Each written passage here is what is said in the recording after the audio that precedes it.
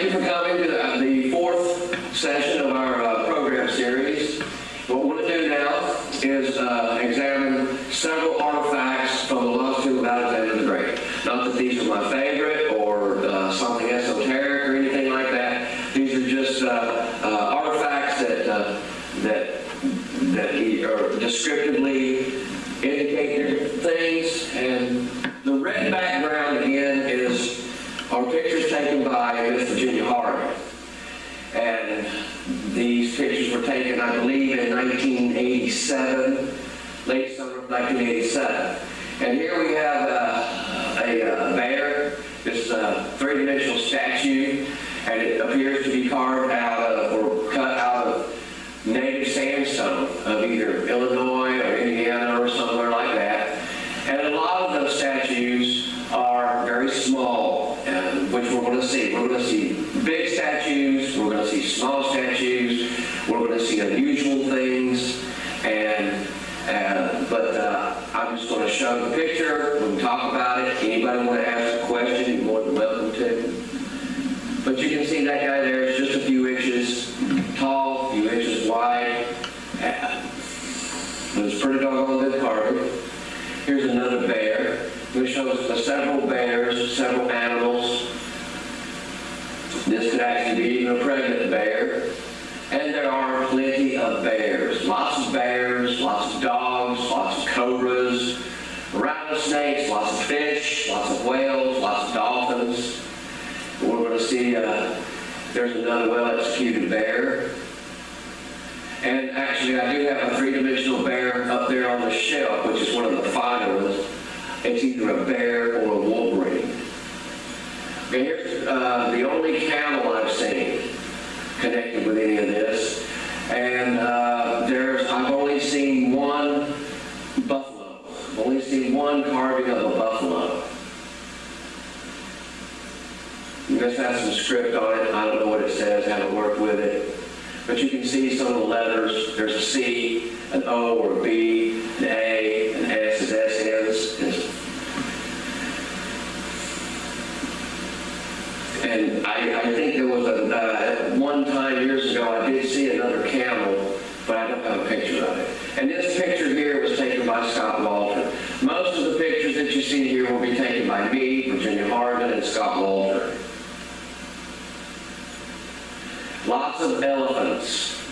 This is one by Scott Walter. You see his famous loop there. And you can see that this carving is quite small. It's only going to be, maybe 2.5, 3 inches at the most. And the detail is pretty nice. A lot of the artifacts are carved on very thin stones, which would take an artisan with a very light touch to execute fully. And most of the elephants are of the North African Punic type with a small ear. I haven't seen a single one that had the Central or the Congo elephant, the Central African elephant, or the Indian elephant that has the large ears.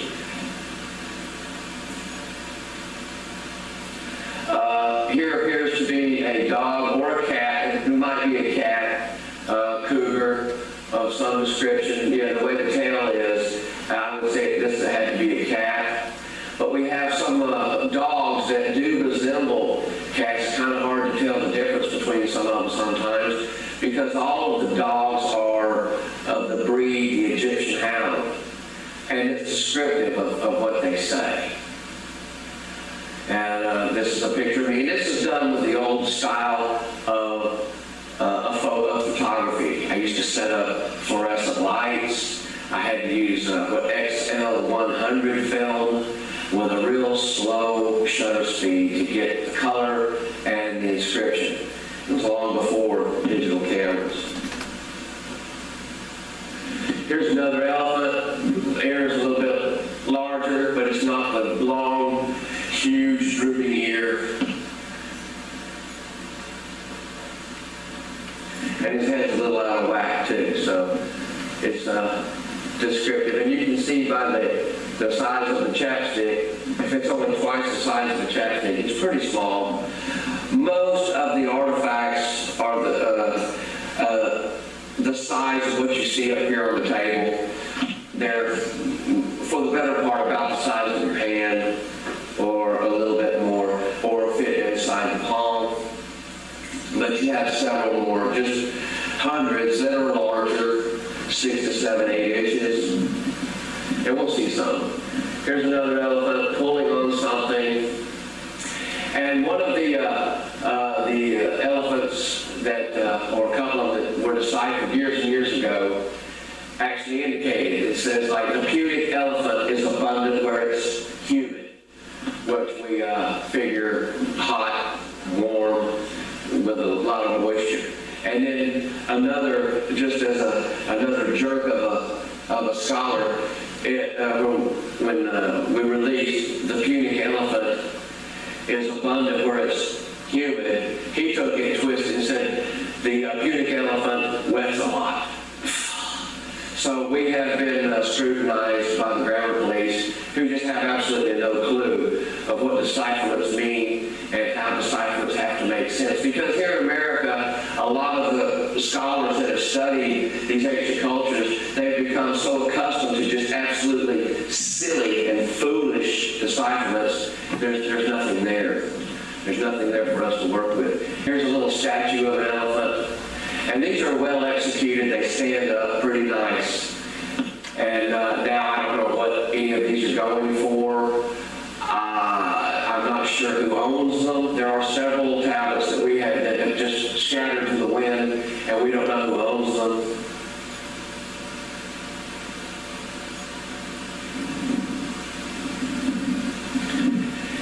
There's another either cat or dog. I would say it's probably a dog of some description because of the way it appears to be banging, but the tail doesn't seem to indicate that. But it is it's a good stone. I believe I have this one here,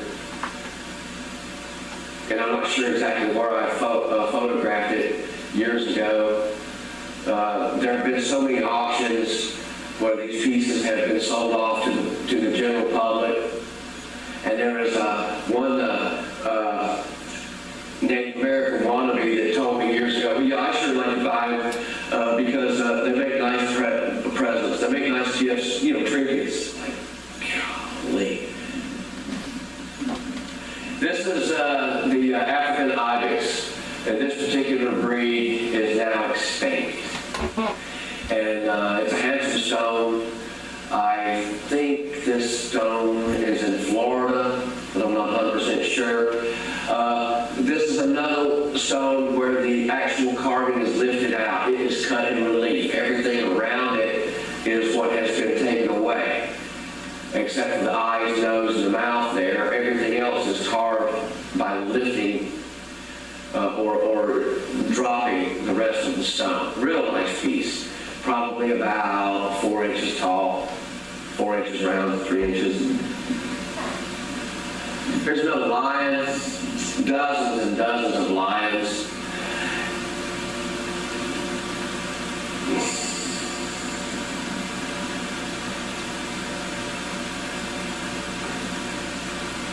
Some of the lions are more elaborate. Sometimes, like this lion, are actually engaged in some type of action, doing something. But we do know that several thousand years ago, or somewhere thereabouts, North America did have the Grand Imperial Lion, whatever they call it, but he's now extinct, and he was supposedly a lion much larger than anything else, which I believe. And we'll see as we go along here that some of these tablets are just finely executed. This is a tablet, a piece. I wish that it was a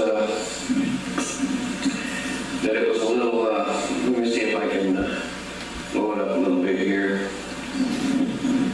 It's not showing up real good here. It does better on the computer. But this is this is somewhere between a pig and a lion. And there's nothing written inside its mouth. A lot of the animal stones, there might be script inside the mouth. And as we'll see later, there are several of these that we really don't know what kind of animal they are. This is an owl head, pretty large, weighs maybe probably about 6 inches, 7 inches tall, 8, 9 inches wide.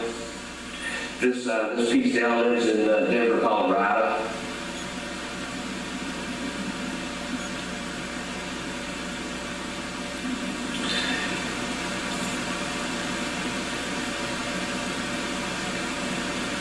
I include this in the animal section because of the animals that surround the outer perimeter of this tablet.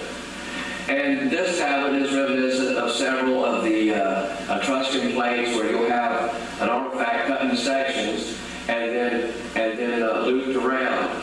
And now this hasn't been deciphered, but I'll go ahead and tell you what it says. Is this right here describes this camel here, and if you'll notice, it's the exact same letters as what we saw on the other camel. And this right here will tell us exactly what that animal is. This right here will describe whatever that right there is. This will say fish. You see a little fish in here. It'll say fish or some kind of fish. Same thing here and same thing here. And a lot of times when you're working with an ancient stone, if anybody ever wants to get into deciphering stones, probably the simplest way to go about that would be to have a scene on the front of the tablet or a person, and then on the back of the tablet, if there's script, 10 chances out of 10, what is written on the back of that stone will tell you or describe what is on the front of the stone. So you start looking for words in the action or in the nouns, the subject matter of the front of the stone.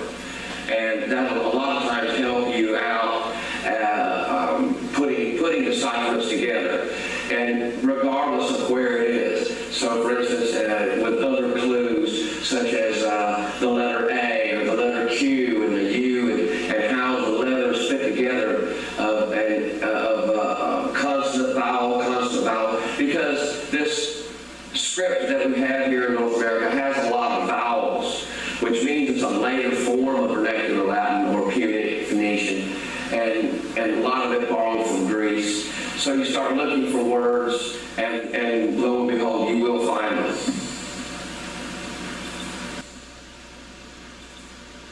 All right, now here's the tablet that, if you'll notice, we're going to start at the top. It has a picture of the sun, and then you clearly have in the second line down the phases of the moon. All right, now in this center portion here, okay, you have an A, L with an E, Aeolus. There's going to be an L, a wide L with an X and S ends. Aeolus. And Aeolus is the wind god, okay? The wind god, the ancient wind god of the Greeks. So here we have clearly a Greek god written with Latin characters. Okay, but then you go underneath it and you clearly see Egyptian hieroglyph right here, and then you move over, there's more Egyptian, then there's a Punic/Latin, and then there's a North Median, and then it comes down here, and boom, you've got some Greek characters. That's clearly an omega. And basically what this tablet says is Aeolus, pushing up and over the heavens, the moon. Basically what it translates as is the god Aeolus, the one who pushes the moon across the sky. So in essence what they're saying is that they thought the wind blew the moon across the sky in a relative term, or that the god Aeolus had something to do with it. And if you and you can see, like, the god Aeolus, his presence is known because you hear it in the leaves. That was some of the archaic Greek synopsis there. And here's another god. We're going to see some gods here. And I don't know if how well you can see these. Are they showing up good back there? Because that is much brighter on my computer.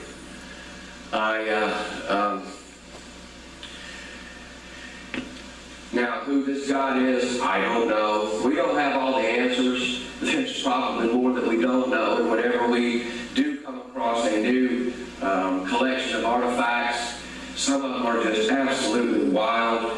Like just recently we came across a collection that had some kind of demon with a snake wrapped around him, and he's got this huge woody. And I'm sure the tablet would sell for a lot on the black market, the American black. Let's see if that goes. No, it's this is a handsome stone. He's got a piece of weaponry here holding the shield. Let's look at some more gods. Here's Serapis. There are a lot of tablets that show Serapis. Serapis, Sutek, Anubis are probably the most, and who are all associated with death. And I must admit that through the years and fires and stuff, I have lost a lot of decipherments. Several of the gods and decipherments were worked with back years ago, because here you have the god, he's holding something and he's in the middle of an action, and then there's script there. Well, you have a clue. You have a good clue of where to go and which direction to take that decipherment and what to look for.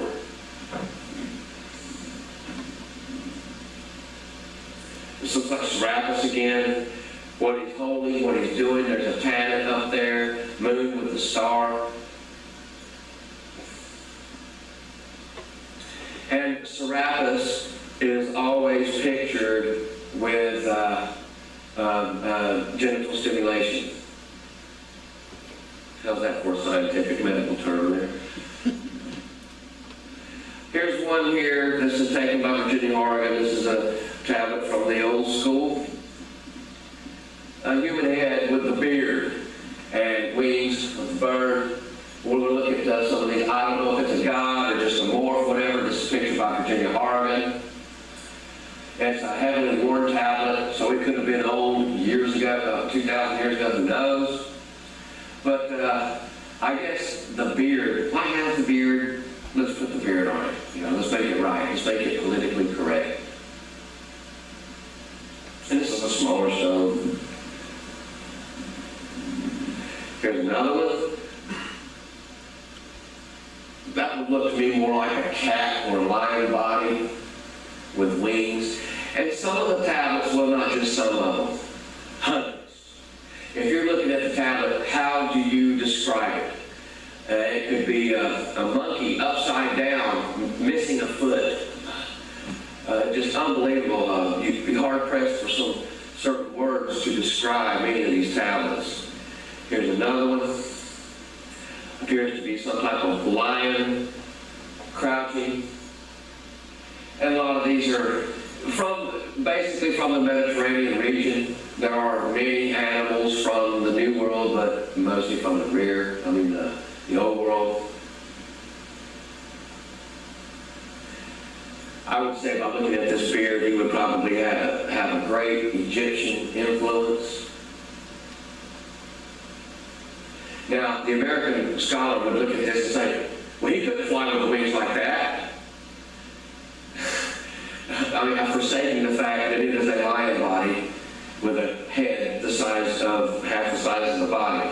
The American scholars come up with the silliest arguments and the most absurd critique that is ever imaginable. If it's a fantasy, they love it. If it's something real, forget it. And this chick here, she's on a few tablets.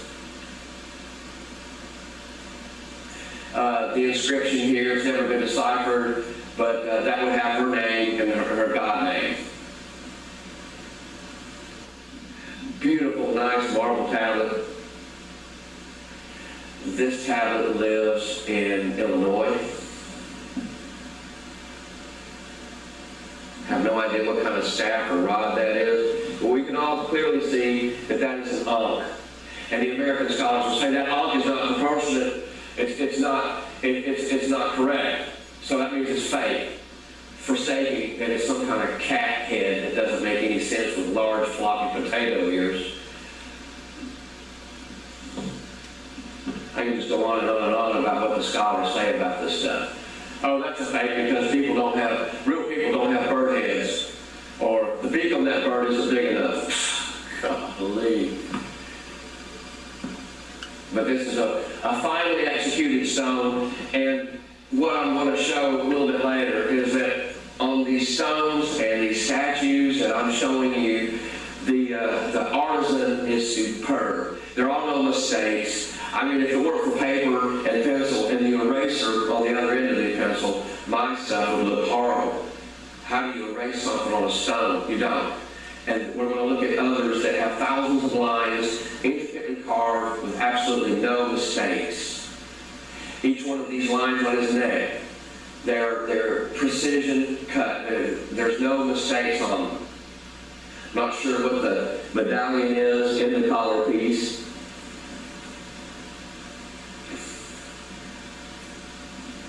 I also will say that a lot of people, here's another action stone setting, as definitely gods of some description. And look at the way their hands come together over the fire altar there. And what I'm going to tell you is that a lot of the people who have photographed stones in the past, I believe Scott Walter not only took this picture, but I believe he owns the stone. And Scott Walter's probably guilty of it too, is they will take pictures of the front of the stone and forsake taking a picture of the rear of the stone until later. So it may have a lion on the front, a script on the back. That stone will go with, that picture will go with lions, and the rear of it will go to the script. So when I'm putting the catalogs of pictures together, I have to notice the shape of the stone, because a lot of the stones will have inscriptions on the rear, and unless you memorize what the rear of that stone's shape is, you may lose it. And which to me is important. When there's script on the back of a stone, you need to have that associated with the front of the stone. It's very, very important. But this appears to be some type of fire libation. Maybe these guys are doing a prayer. It's obvious they're obviously engaged in some type of ritual. Here's another ritual, and I believe that these are hounds, the Egyptian hound. This stone has never been deciphered that I would know of. The script looks like it's between Latin and Numidian, which are problems. When you start seeing different characters associated with the same inscription, you kind of just move to something a little simpler. It's not, as they might get to that one of these days, or that's some other kid that's, he'll figure it out later. But an expert would say, well, this is a fake stone because the heads look like dweebs. But these animals and these creatures are finely executed.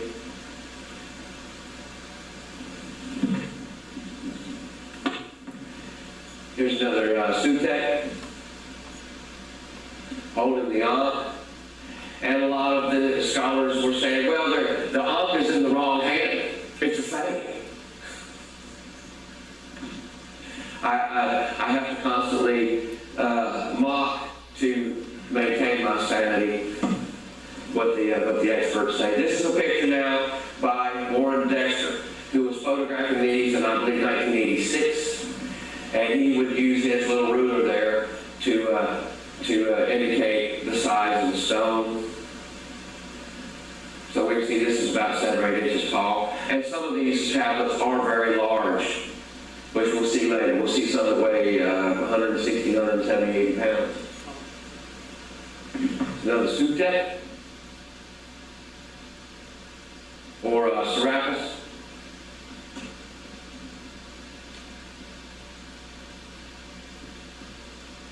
The white that you see was put in there by Jack Ward to highlight the inscriptions. And I'm glad that I didn't do it, but I'm glad that he did on many of the artifacts, because you just simply cannot see the inscription on the tablet without highlighting them.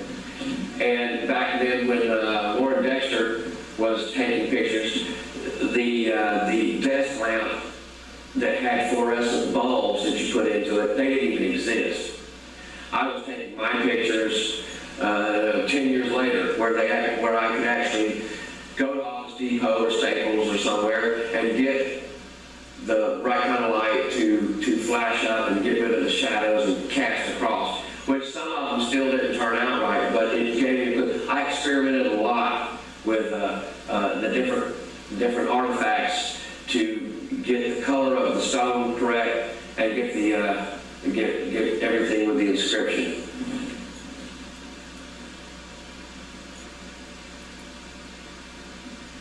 There's probably an Anubis.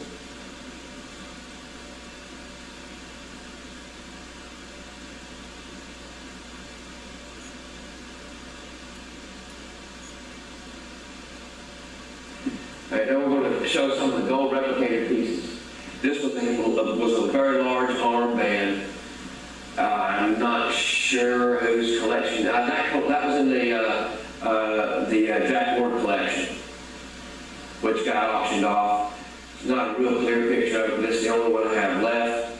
There were lots of armbands, replicated armbands and wrist and bracelets.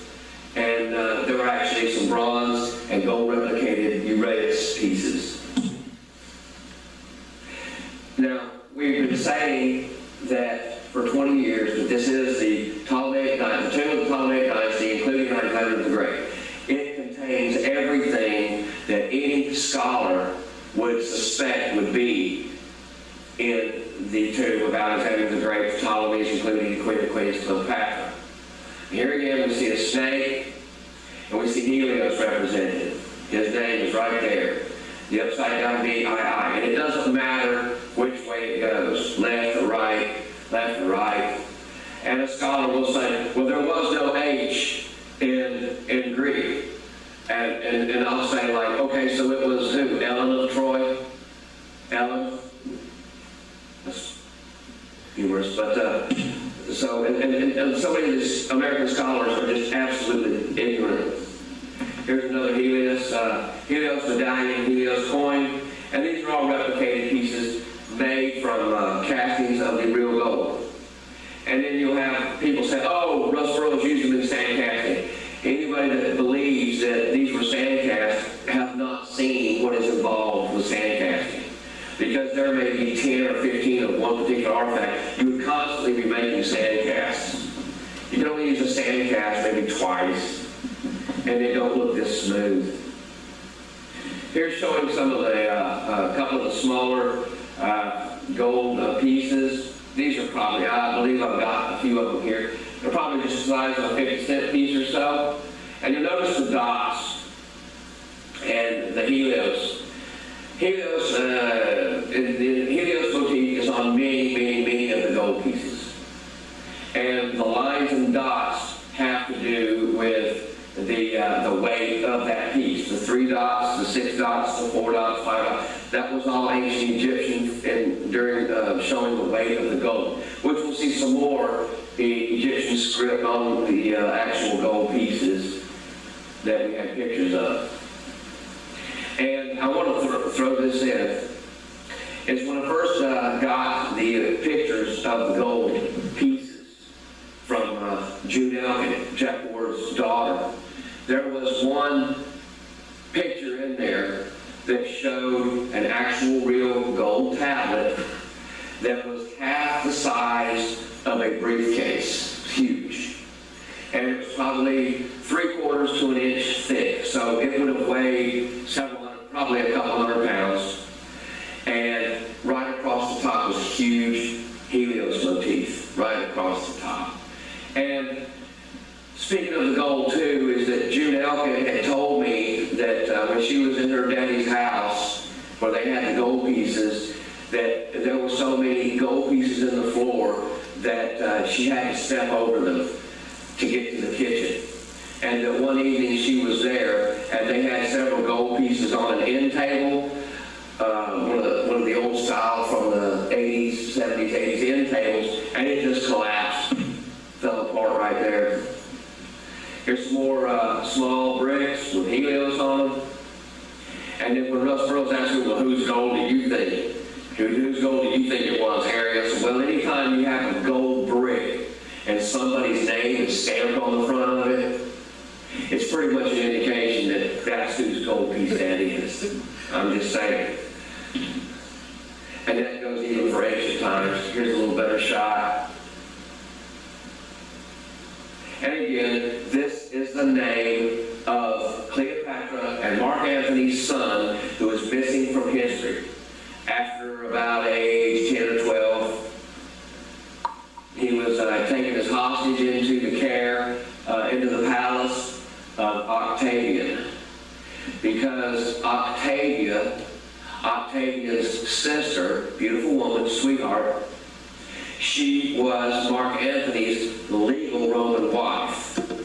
So after Cleopatra and Mark Antony were dead, she claimed the kids because she said that since Mark Antony birthed or was their father, she was Mark Antony's legal wife. The children are legally hers. So she took them in, and then later Octavian adopted all three of them.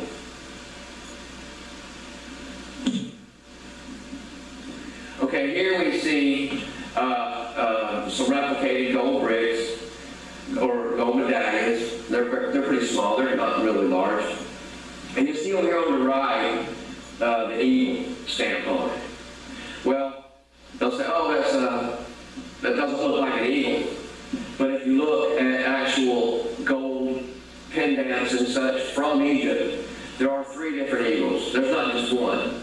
Several, you'll see the whole eagle, and then many, you'll just see the head with the wings, and then others, you'll see just the head and upper torso of the bird with no tail.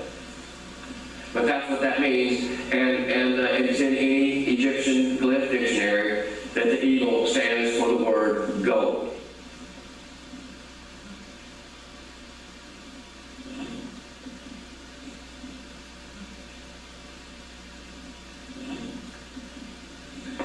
Here's a real nice piece. This has actually 3 tiers to it. Has the elephant in the middle, and it's probably about 2.5 inches, 3 inches in diameter. Medallion. Hasn't been deciphered, but you can clearly see the Helios motif in the middle tier.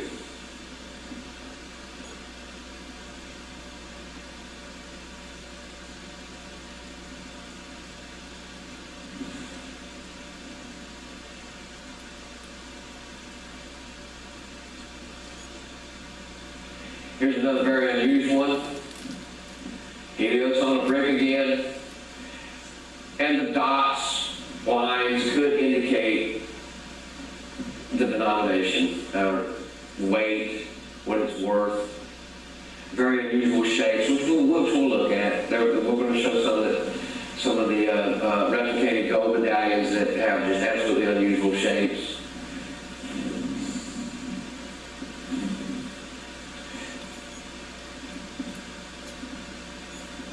And there are many carved heads that actually have pretty much finesse on them, even for a coin or an old medallion. You see the Helios on there. This could actually be Helios.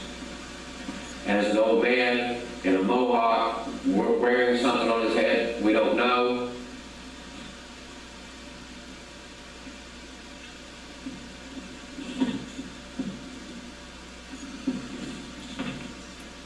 Now, the engraving of the head appears to be for real, even though he's facing left. This is washed in, and I believe I brought this with me. But the scratches superficially around the outside, even the Egyptian, that was all done later. We don't know how much of this is for real, how much of it is not, but it is a replicated piece.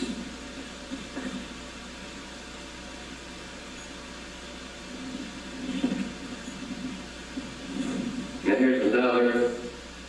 We'll look at it. It's a snake of some description, coiled up, kind of twisted. And it's got Helios. You see down the Helios, the head leg is separated, still means the same thing. And anyone can do research on ancient Greek coins, and you will see the same upside down V with the 2 lines on ancient Greek coins.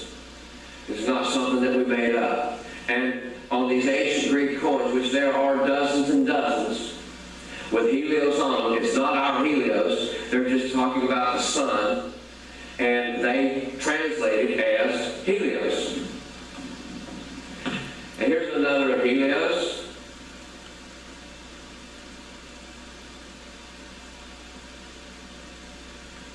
This is a bit of a larger medallion.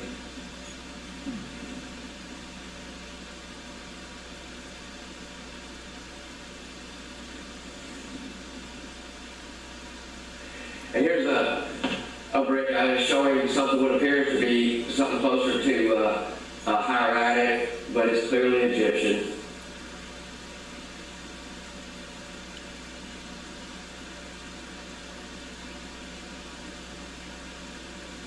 Hasn't been deciphered.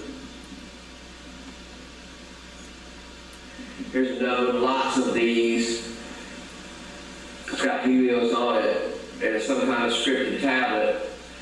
But this could be an insignia. You see the 3 dots. Helios could mean the same thing in different languages concerning the weight. But we wouldn't know yet if this was phonetic or what it actually read or said. But there are dozens of these in the replicated catalog.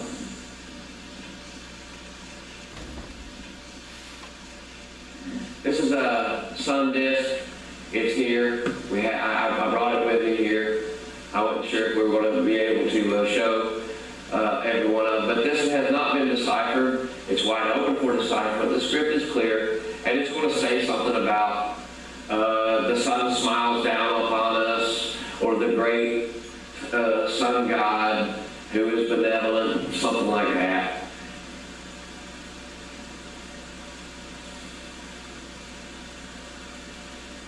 The eyes show a lot of character. And that's one thing also I want to point out is many of these artifacts, the eyes and the faces have a lot of character. You can see how that person is actually feeling. Here's a triangle. Lots of these.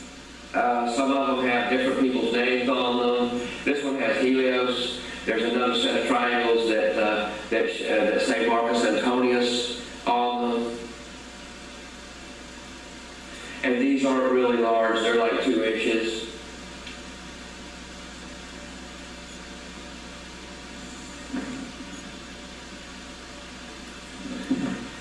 Here's a shot showing Helios.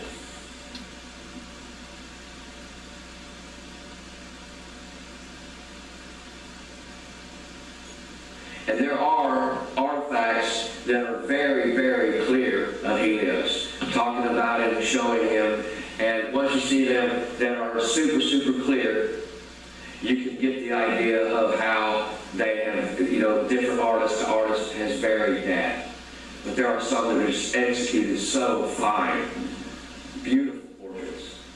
Here's another one that's just symbolistic, showing Helios in a different kind of helmet with the plume.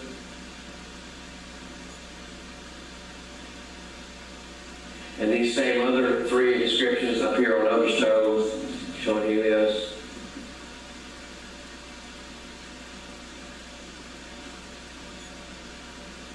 There's a good one. This stone lives down in Georgia. And it is also lifted out of the tablet. Everything. The script, the person, the head, everything is cut in relief.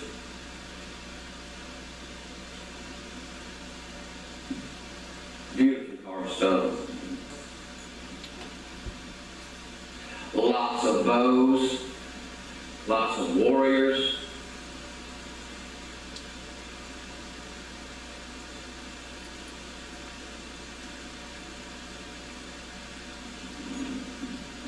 Some of the stones you can tell were cut with the left hand.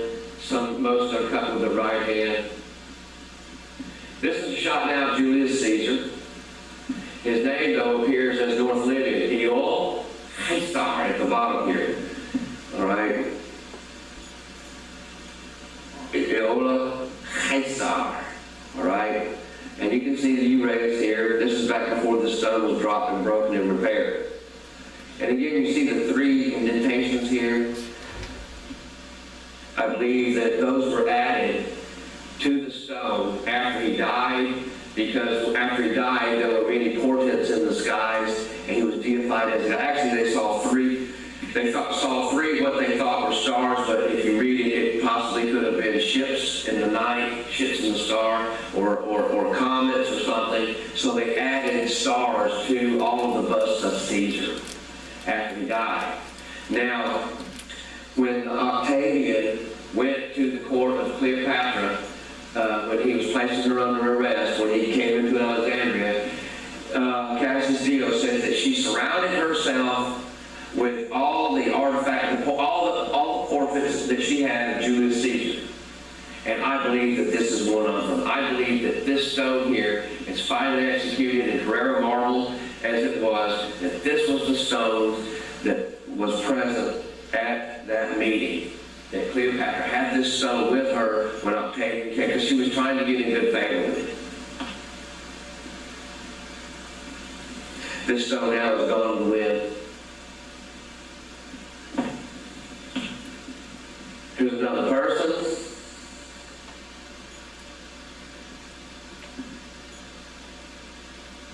I believe this stone, this picture was taken by Scott Walter, I'm not sure. The script on it is very clean, and anybody could work on this if they wanted to.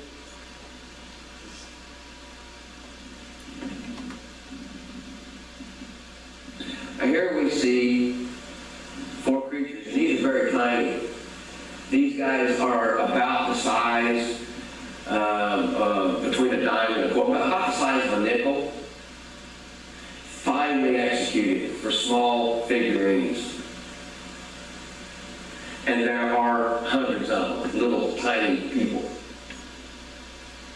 This is the front. Virginia Morgan took the picture. And here's a shot of the rear of each one.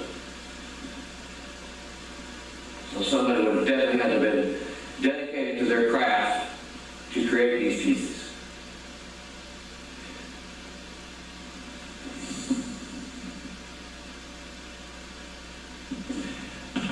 Here's what appears to be some type of hot goddess or queen sitting on the throne. It's got a lot of Egyptian glyph in it, some other characters. Looks like some Latin characters down at the bottom. Finely executed stone. And we can see she is a very fortunate, good-looking lady. And there are many of the stones that show naked ladies that are more explicit that I didn't want to show. Well, there could have been children here. So,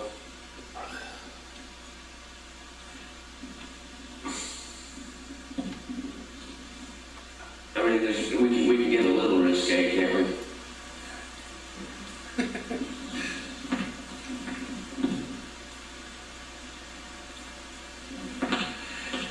And she is in an action, dancing. Looks like she's got a fan feather or something. Could be posing. Got an armband on, clearly Egyptian style. Well proportioned. Very proud of her mammary glands. Here is some type of king. I don't believe him to be a warrior. I believe he is a king because he is in the Euphrates. Tablet has not been deciphered, but this tablet lives in Florida. He's not a very handsome fellow, but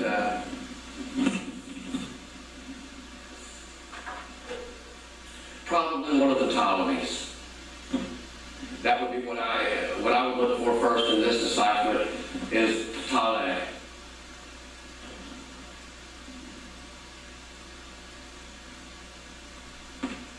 It's about a 6-inch stone, 6-7 inches. Here's a heavily worn. Wanted to show it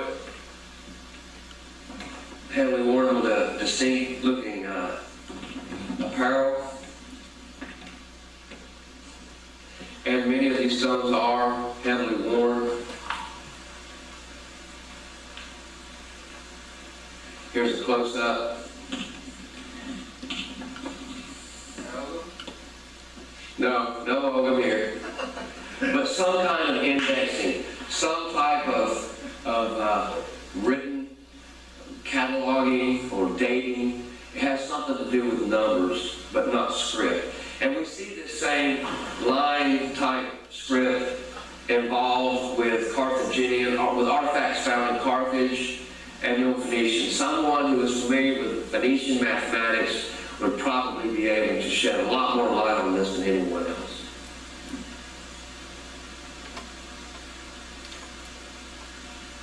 This appears to be some type of warrior. And you'll see the marks on his face, his upper cheeks.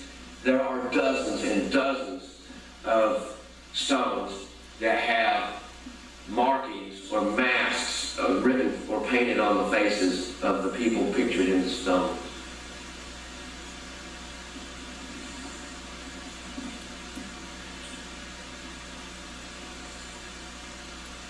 No, unusual.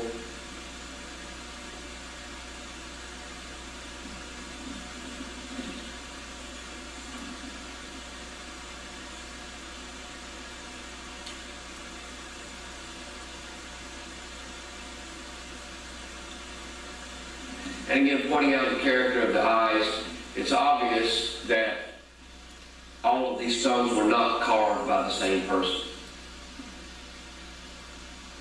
Here's another one that's lifted out of the stone.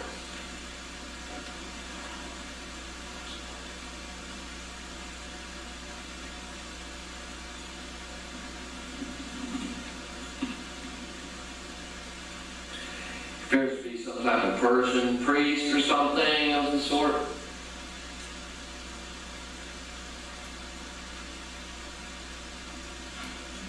Syrian? Possibly. Looks like maybe the winged creatures with the heads like that. Those are Lamasus. Well, Mesopotamia, Persia, Syria, Assyrian. Very close.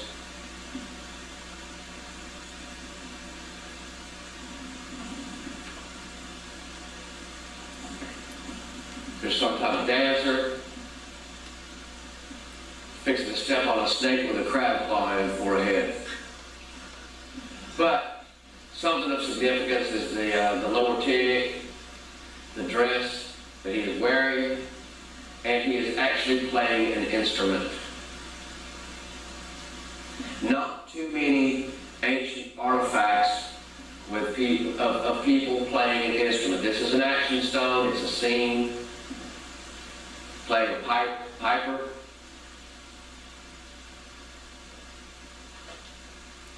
Very finely executed.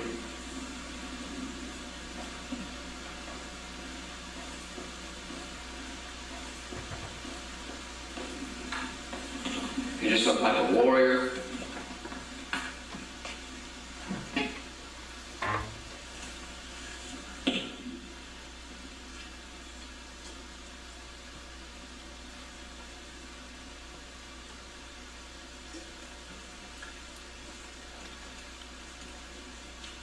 Here's another one facing left. He is in the Uranus. I have no idea who this guy is. And we'll most likely never know. But the tablet is worn.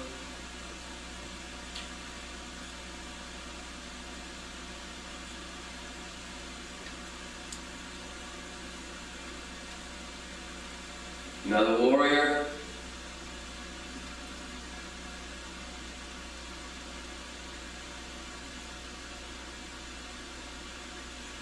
And there are, as you're starting to learn, just all kinds of helmets on these warriors from all over the Mediterranean, pushing farther east. That's why we don't like to say Egyptian, Greek, Phoenician, or Roman. Just say Mediterranean and you cover it much, much better. It's a much better tag. Here's a pretty girl. Even though she's carved on a black stone that's been around for a couple of thousand years, You can tell that with the execution of this stone, the artist appreciated her, probably knew her. She might have been some royalty. She's very handsome. And there's no script on the back, so we don't know who she is. And I want to point out that on a lot of the stones, you'll see a person's face, and you can recognize that person's face from stone to stone to stone. And then when you find a stone that is obviously that same person's face, and it's got script on the back with their name, then you can safely assume or deduce that the other stones are the same guy. You know whose name that is. That's how we know so many of them are Helios doing this, Helios doing that, because of the different helmets that he is wearing and his action of what he's doing, we know it's him. And for instance, like the very large tablet that we have up here, on display, we call him Mystery Man because he does not appear on any other stone at all. Whereas if he appeared on another stone, he would be easily recognized, and it may have his name on it, so we don't know who he is. And there are many that we don't know who they are. Now here's a very large stone. Picture's not Virginia, Oregon, but this stone is owned by Mr. Walter. And it's huge. Boom. And the script on it starts over here and goes up. And basically what it says is Queen of Queens, then goes across the top here, Cleopatra, mother of Helios the king. That, ladies and gentlemen, is Queen Cleopatra.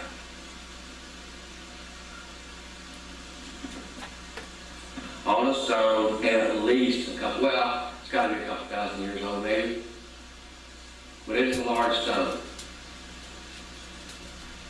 I'd asked Scott to bring that with him when they were filming, but he said, it's just too big. He said, I've got to carry this stuff around in the airport. And there are other stones also with this same woman on it. There are several that depict Queen of Queens, Kleopatra. And that's how generally her name is Kleoptra. Doesn't say Cleopatra, they say Kleoptra.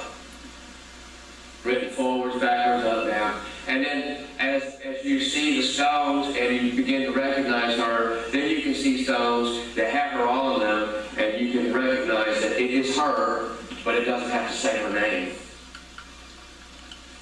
This is another really spectacular tablet carved out, lifted out of the stone. And you'll see that these are small. So how did they do this? How did this artisan pull this out of this rock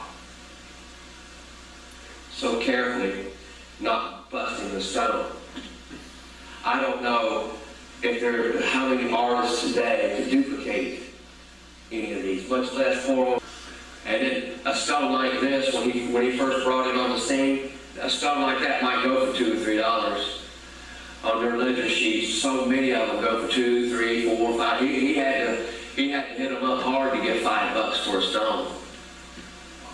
That bust of Julius Caesar I showed you, he wanted $25 for that, and got really, really upset because Jack Ward at that time did not want to purchase that stone. He said it's too beautiful. It needs to stay with the landowner. The landowner needs to, and then Russ Burroughs comes back, but if you don't buy this stone for $25, you're out of it. I'm taking it back. I'm not going to sell you any more rocks. Because there is an addiction to purchasing these artifacts at the price that they were purchasing them. Burroughs was selling hundreds and hundreds and hundreds of them for $2, $3, $4, $5, whatever he could get. And at that time, that bust of Julius Caesar, clearly on Carrara marble, for $25, that was the most he'd ever asked for an artifact. And that was probably back in 83, 84. And the large tablets of Cleopatra, that may go for $10. They all went by size. Didn't matter what they had written on them or who was depicted on them. They all went by size. A big artifact is going to cost more than a little artifact. Here's a Roman soldier. This again is lifted out of the stone. This tablet was deciphered years ago. I can't remember what it said. Probably something like, ready for battle against the enemy or something like that. I can't remember. It was think it was deciphered years and years ago.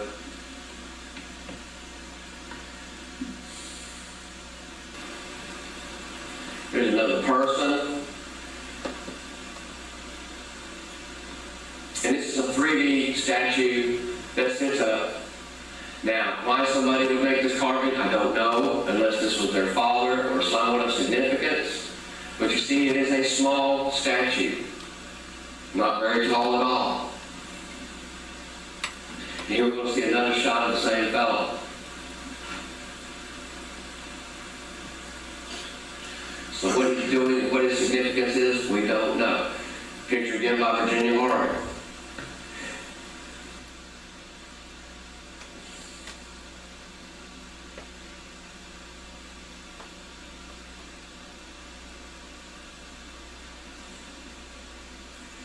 The artifact medium, sandstone, this black lasagna, marble, but different styles of marble, different compounds of marble, and none of them are native to North America. So when somebody says, oh, well, that stone came from Richland County in Fox Creek, or something like that, when you look at it, no, it doesn't match this, it doesn't match that. There might be one or two stones that it's close to, but I don't see it because a lot of these black stones have in them little cephalopods and brachiopods, that fossils, that are worked into the inscription or the artwork, and they are not native to Illinois. They don't exist in the deposits what they found. A lot of these black artifacts have pyrite flecks in them, and pyrite stratia in them, all through, just layered. And that does not exist in Richland County, but it does exist over in Italy, where we believe that all these stones came from. There's a cute little white marble piece, very small, but well executed for its size. Okay, this is the size of a nickel. You with me? Size of a nickel, carved in marble, that's pretty doggone good. Okay, here we're getting into some of the larger statues. This guy is probably about 14, 15 inches tall, 16 inches tall. Very handsome. Carved out a white stone. I'm not sure if this one is marble, but it's a fantastic stone. I'm going to show a couple more pictures of him. Lots of character in the face.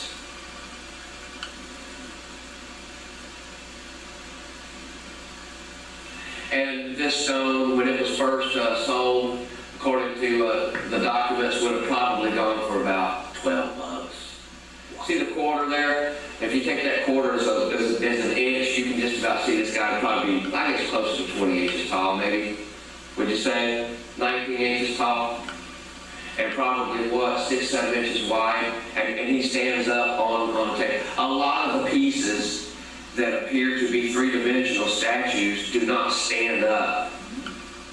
Which to me, if a forger was going to make a statue, I want to, make it where it stood up. We could put it on the table and say, hey, check that out. But no, a lot of them do not. Large stones, there's many of the large stones that do not stand up, that you would think should. Here's another shot out here.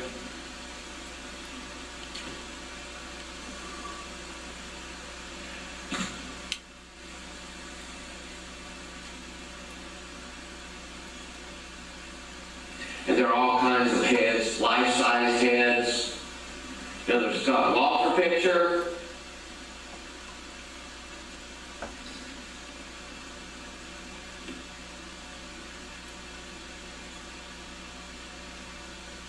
This looks, again, like some of the ones that say Helios on, but this does not say Helios. It's got a serpent in the thing, but you can start to see that this guy's portrait here, his face, looks very, very similar to one that we saw just a few minutes ago.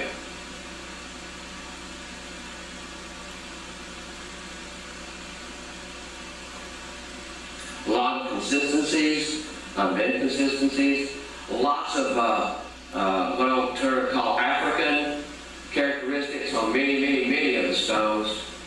A lot of them appear very, very noble. A lot of them have facial paint. And a lot of the Africans, you can tell that there is some type of regality involved, and it'll have their name on the tablet. And on the back of it, it may have some deed that they have accomplished. We see that style of earring depicted on several other artifacts. It's a Scott Walker picture. There's another one of Caesar, heavily abbreviated in Egyptian, Medici Caesar.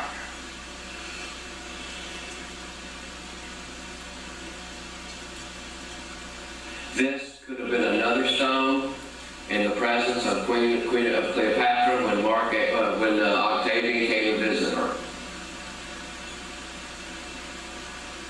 Finally executed.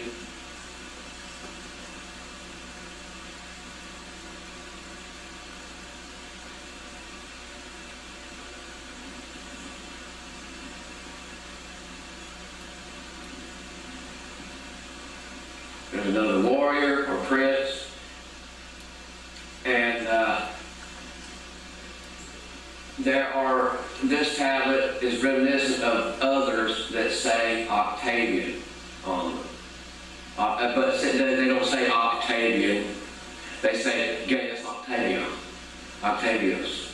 They're not in English syntax, which is really good for us, but bad for the American scholars who believe it should say Octavian in English.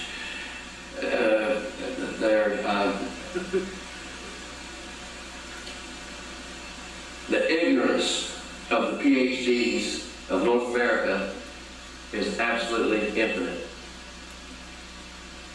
But that's got a good script to it. That's wide open for decipherment.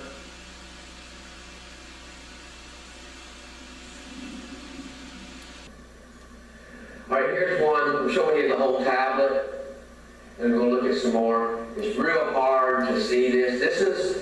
This is what a lot of the tablets looked like before they had the white wax put into them, or the powder. And so you can barely see. You can see his eye there, okay? But you can't really see the rest of him. But this is the whole tablet. It's probably about 10, 12 inches tall and same way in width. But here's a closer shot of the head itself. And this has got hundreds, if not over 1,000 lines that are all perfect in the way that they come together. There's not any mistakes on this. In his beard, in his hair, in his hat. There are no mistakes. And someone might say, well, that earring there is reminiscent of Native American dream chaser or dream maker or whatever. And, well, maybe the wind chaser or the dream chaser came from earrings from Egypt. Who knows? It's just a fantastically executed stone. Flawless. And there are artists today cannot draw something like that without at least a little mistake. It just ain't going to happen.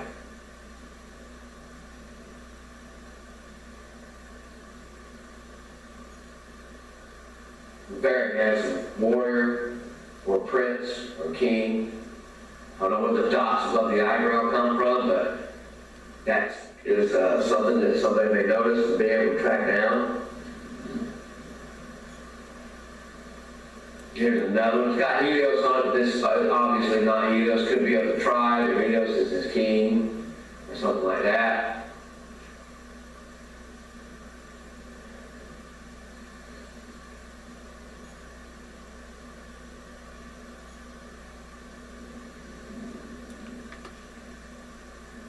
Here's another warrior.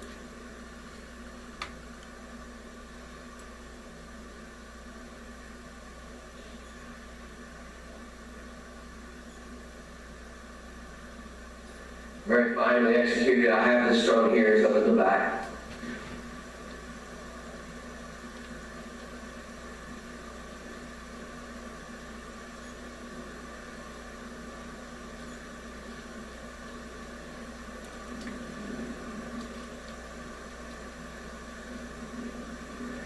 Here's another guy with script. The script looks good. And we see this style of helmet in several other artifacts. Appears to have a snake or two snakes down there in this collar piece. There again, if this guy walked in the room, he said, "Hey, I've seen your mug on a stone before." Mug shots.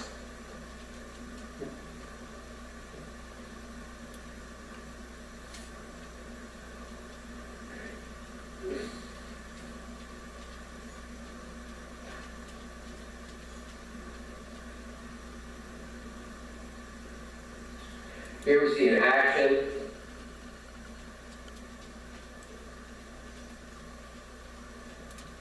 It's got script on it. On both sides, the script is good. The script appears to have some of the same characters front and back. It may be repetitive, we don't know.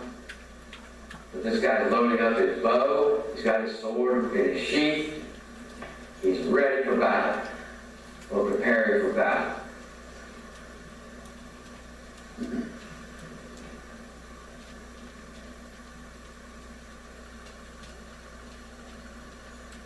Finally executed. No mistakes.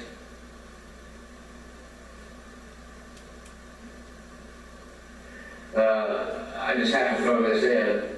An American scholar would say that's not a real arrow because it's bent. There's another stone by Scott Walter. There's another rattlesnake that's not pictured in the rattlesnake pile. Show a few more snakes, possibly here.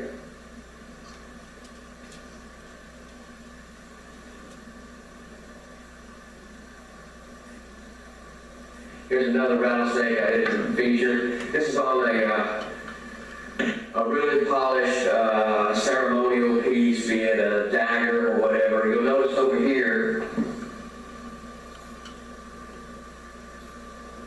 the head. It's got an eye here, a nose with something behind it there. Could be a fish, could be some kind of sea creature. It's got a rattlesnake at the other end. And the rattlesnake is pretty doggone good.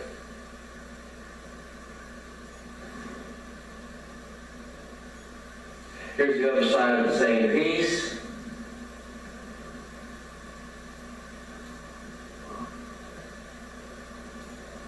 Two rattlesnakes there.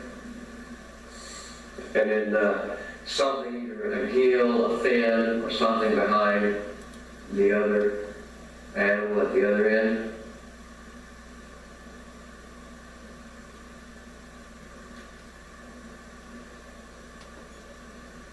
Almost appears as though two rattlesnakes are going at it, either battle or mating.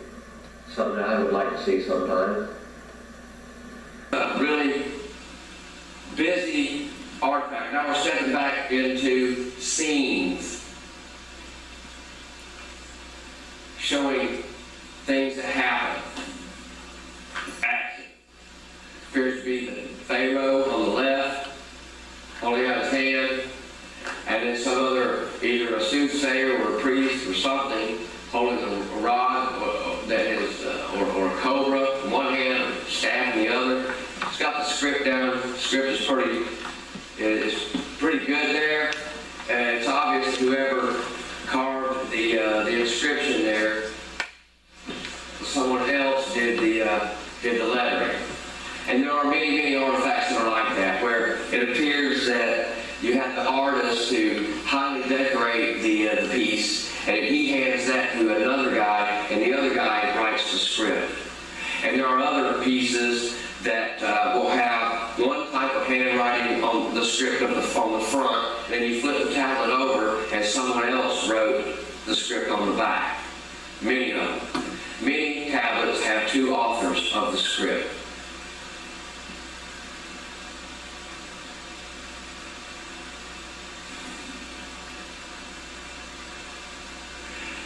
Another singing tablet.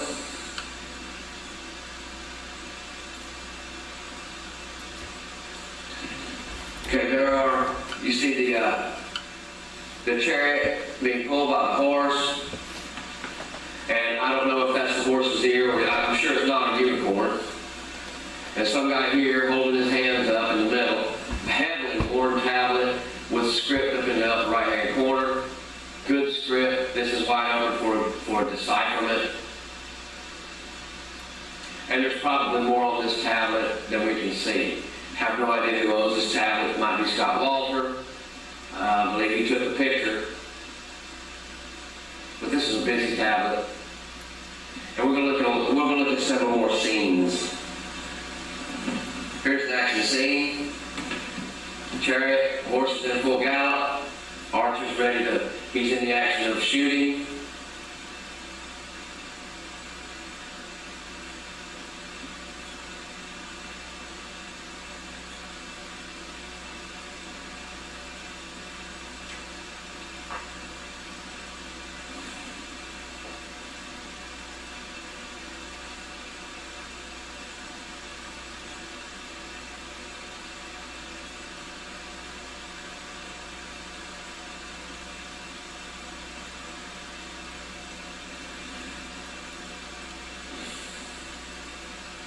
Obviously an archer, warrior, and if you look really close,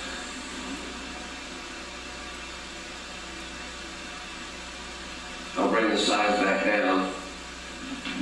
Over here and over here appear to be roads leading to cities of some description, here and here. So we don't know who he is, what he's doing, but one thing's for sure. There's a lot of character in that face. A lot of character in his face. He looks like a decent, honest, determined man. His shoes look good.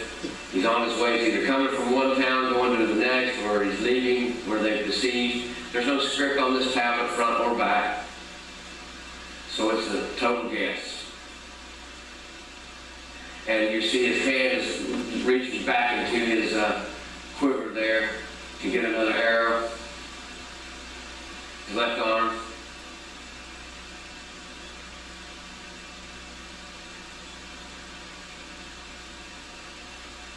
Not exactly an action that someone would depict unpurposefully. Another.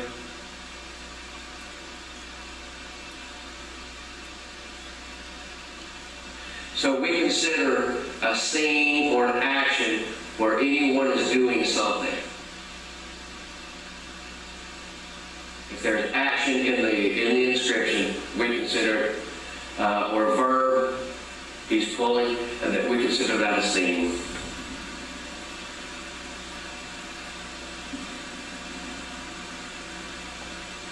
This is a little more unusual. I'm showing it, even though the face and the scene doesn't appear to have the same schema, there appears to be a camel in the back of him, and the script looks good.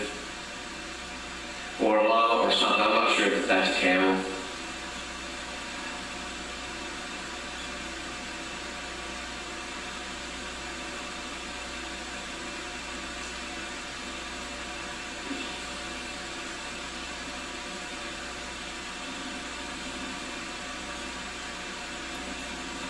Okay, here we see Helios fighting off the three-headed serpent. We know it's Helios because of the style of the Numidian helmet and the way he's standing there. And the serpent, if you'll notice, has 4 feet. 3 heads and 4 feet. That's pretty busy.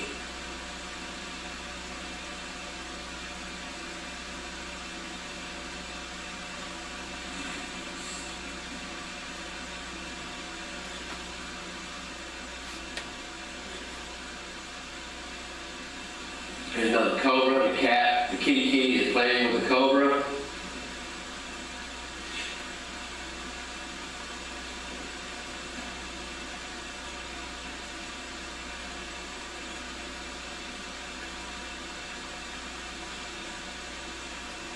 There's no script on the rear of this either.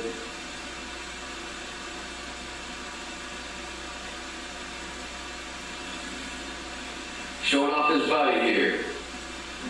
My pet.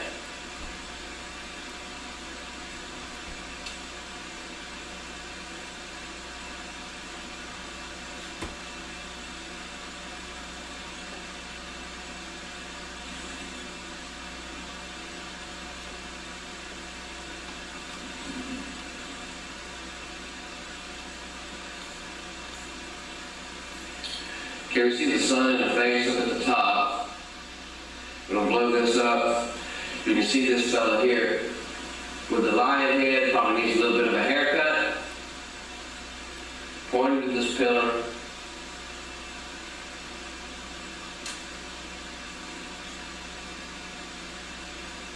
He's doing something, so we consider that a scene.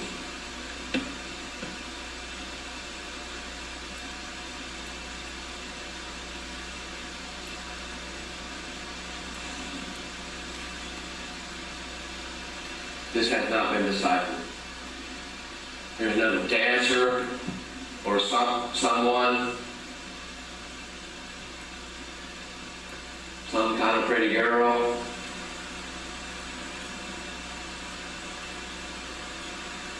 Holding a libation cup. And the horn there probably was pouring into it. Could be some priestess of the dead or something.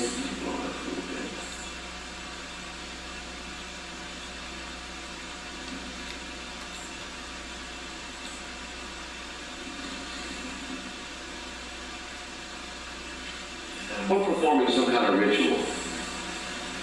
Is that menorah up the top? No. What we say is that none of these are the menorah. The menorah has more appendages. And we believe that what somebody would call the menorah here is actually an insignia of the cosmos. In ancient times, they believed there were seven planets of the sun, or whatever, and that's what we have. So we don't believe it. We don't believe that there are any menorahs. We don't believe there are any shofars. Then they go, there was this Jewish lady that said that this is from the Second Temple period, and this and that, trying to tie all this in with Jerusalem and whatever, and it was just absolutely some of the shoddiest scholarship. Small stone with 4 distinct creatures that if you met them in a dark alley at night, you would either be stunned or run like hell the other way. Could these be some alien creatures? Possibly. We don't know. But there aren't. So many of these tablets are so descriptive. You know, how in the world would somebody make something, whatever, unless this is what this person saw. There wasn't a lot of science fiction back in the ancient days. People made carvings of things that they saw or could remember. They didn't dream wild stuff.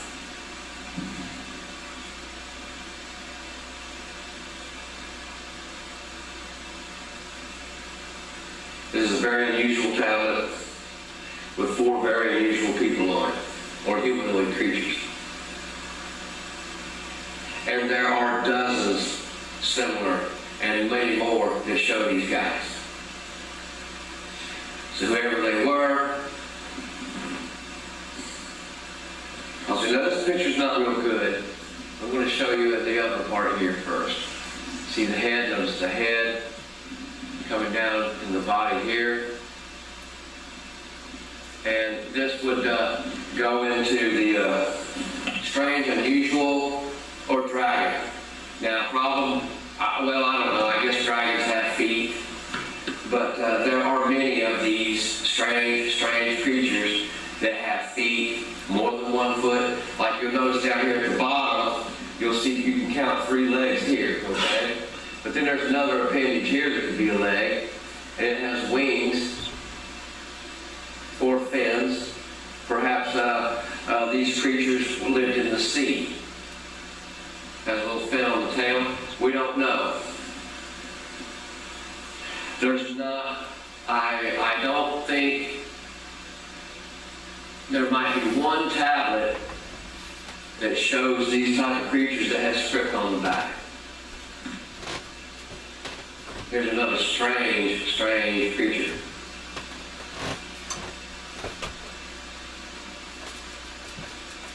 Again, this would appear to be a wing on its abdomen because the feet are so big. But what if those feet were fins? I don't know. The head of it definitely looks mammalian.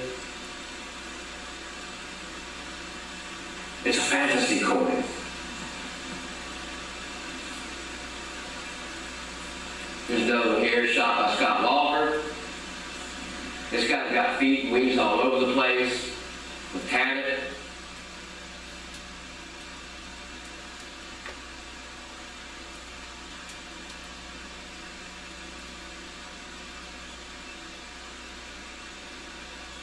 The American scholar would say, that's not a real dragon because the wings are in the wrong place.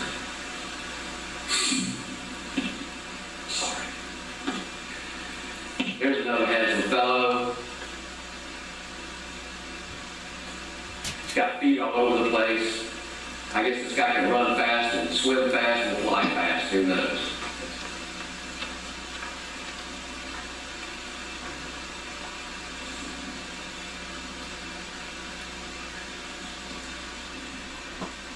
This is a pretty large stone, over 12 inches, good carving, no script on the back.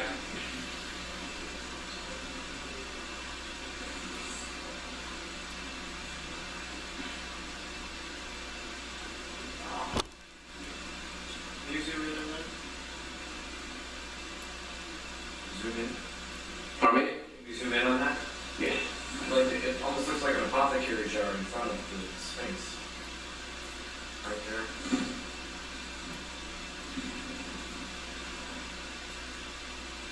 I know they got an ugly head. I wouldn't know what that was. I'm clueless. But it almost looks, when you close it, almost looks like his eyes are facing or focused off in a different direction, doesn't it? A little bit. I don't know, from my angle.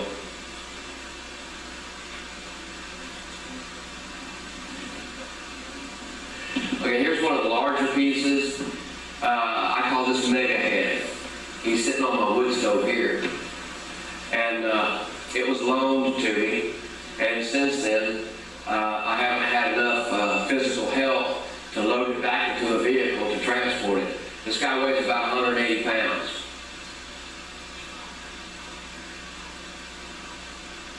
He's just huge, probably 2.5 feet tall.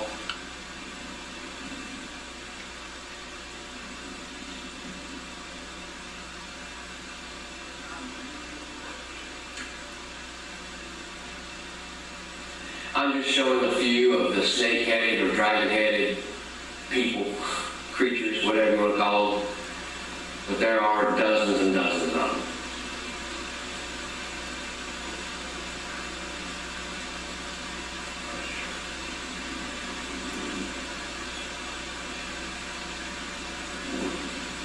Here's one that would be hard to describe if you were to try to custom. But it had a fat head with some kind of flat top above its nose with big old gritty kids. Like I say, there's a lot of these tablets that are just hard to describe with words in English.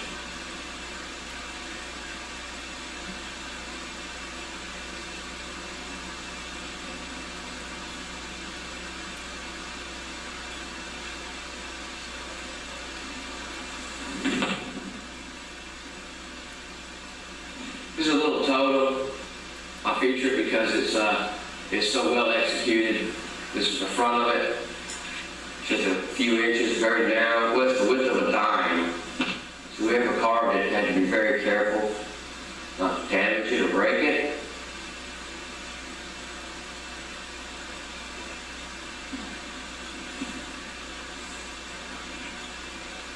This is the rear of it.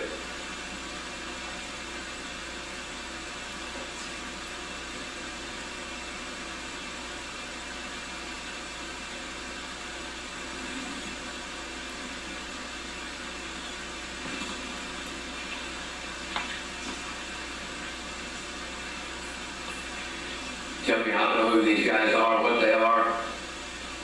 Possibly sea creatures.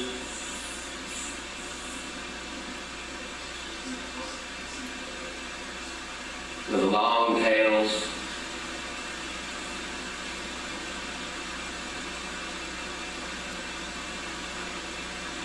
And there are other artifacts that are very similar to this.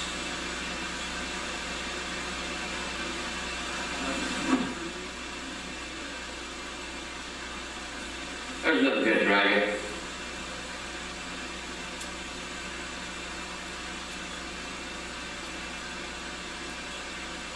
or sea creature.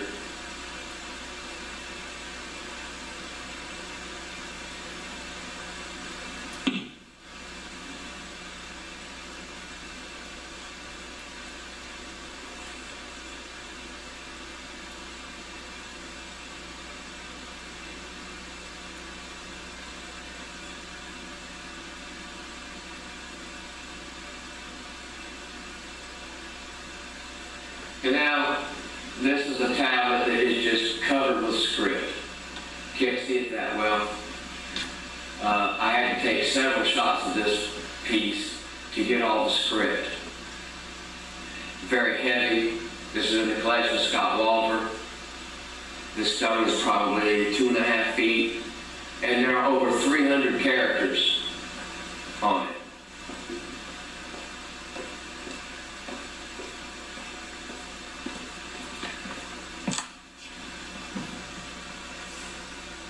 And on the back of it, we have tannet, a big tannet, or something similar to a tannet, a face that looks more masculine than it does feminine, and of course, a numbering index system. And when we get to some of these larger tablets that have them covered in script, it may be Latin and Punic characters with an Egyptian syntax abbreviated, not something that is easy to decipher. Very difficult. And where you start by pulling out letters, and then start putting those letters together one way then the other way, and start pronouncing them phonetically to see if they start forming words. But the letter that you pull out may actually be an abbreviation, or part of an abbreviation. Mind twisters. Here's another flag, what we call flagstones. This is on the opposite side of the cobra. Good looking script.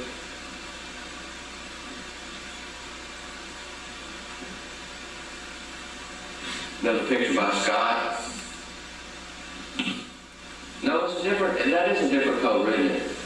Yeah, it's a different cobra. The other one had more of a smile and better looking eyes.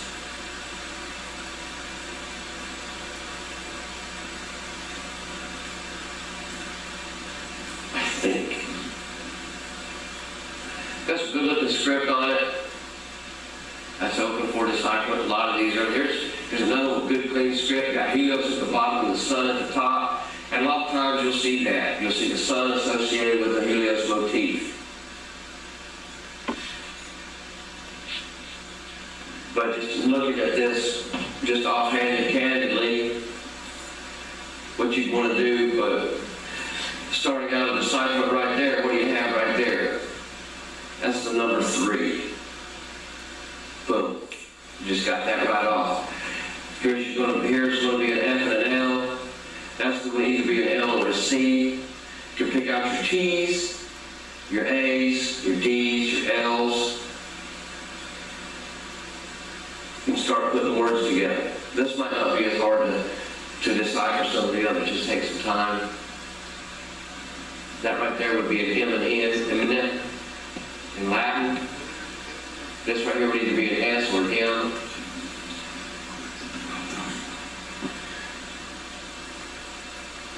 The square with a dot in it would be a B followed by an A, most likely. That right there would be an A.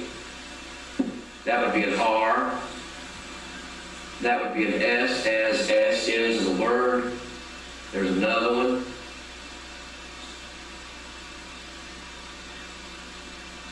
The 4 lines here would be, most likely be a diphthong. That's clearly either an S or an N. And that tablet right there, you have Greek, Latin, and Punic characters, all in one, and all repetitive.